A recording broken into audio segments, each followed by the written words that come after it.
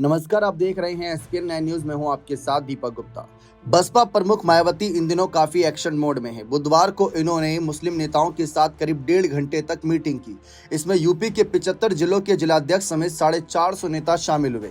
भतीजे आकाश आनंद ने मंच पर मायावती के पैर छुए। खास बात यह रही कि लखनऊ में बसपा कार्यालय के जिस हॉल में मीटिंग हुई उसमें बसपा के सीनियर नेता पीछे की लाइन में बैठे थे, जबकि मुस्लिम नेता पहली लाइन में बैठे।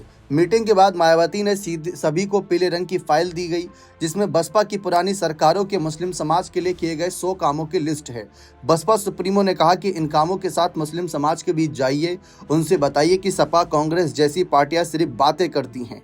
बीएसपी ने ही उनके विकास के लिए काम किया। मुस्लिम समाज को सीधे तौर पर सपा और कांग्रेस की बजाय बसपा का समर्थन करना चाहिए ताकि भाजपा को हराया जा सके। मायावती का एक महीने में चौथा बड़ा कार्यक्रम था। 9 अक्टूबर को लखनऊ में बड़ी रैली की थी। 16 और 19 अक्टूबर को 400 नेताओं के साथ बैठक कर रणनीति बनाई। अब मुस्लिम नेताओं के साथ बैठक की। इसमें मायावती ने मतदाता सूची पुनरीक्षण यानी एसआईआर को लेकर भी बात की। बता दें कि मुस्लिम सीधा बसपा का समर्थन करें। मायावती ने यह भी संदेश दिया। मायावती ने साफ कहा कि मुस्लिम समाज का एकजुटता के साथ सपा और कांग्रेस के बजाय बसपा को सीधे ही समर्थन करना जरूरी है ताकि बीजेपी की घातक राजनीति को चुनाव में हराया जा सके। मुस्लिम समाज के एक तरफा समर्थन और वोट देने के बावजूद सपा भाजपा को हराने में विफल रही। वहीं दूसरी तरफ ये भी कहा कि एक पार्टी के रूप में जो है बसपा इस समय जो है सरकार बनने पर बसपा ने मुस्लिम समाज के जान माल और मजहब की सख्त कानून व्यवस्था देकर हिफाजत की है। कुल मिलाकर यही जातिवाद और सांप्रदायिकता को काफ़ी हद तक खत्म किया।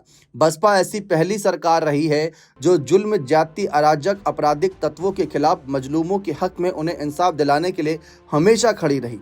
वहीं दूसरी तरफ विरोधी पार्टियों के कथनी और करनी में जमीन आसमान का अंतर है, ये भी बातें रखी। वहीं शमसुद्दीन रायन का जिक्र कर चेतावनी दी। मायावती ने कहा कि बसपा को सपा और कांग्रेस जैसी विरोधी पार्टियों के घिनौने हथकंडों के साथ पार्टी में कुछ स्वार्थी और अवसरवादी लोगों के भीतर घाती चुनौतियों का भी सामना करना पड़ता है। इसका ताज़ा उदाहरण शमसुद्दीन रायन है, जिन्होंने पिछले विधानसभा और लोकसभा चुनाव में पार्टी को काफ़ी नुकसान पहुंचाया। चेतावनियों के बावजूद भी इनमें सुधार नहीं आने पर पार्टी से बाहर कर दिया गया। आगे ऐसा भीतरघात ना हो, इसलिए जरूरी है कि पार्टी के लोग हमेशा सतर्क रहें। अब मायावती की ये बैठक काफ़ी अहम है क्योंकि मुस्लिम भाईचारा कमेटी 2012 से 2017 तक बनी थी, लेकिन कभी उसकी बैठक मायावती ने नहीं ली।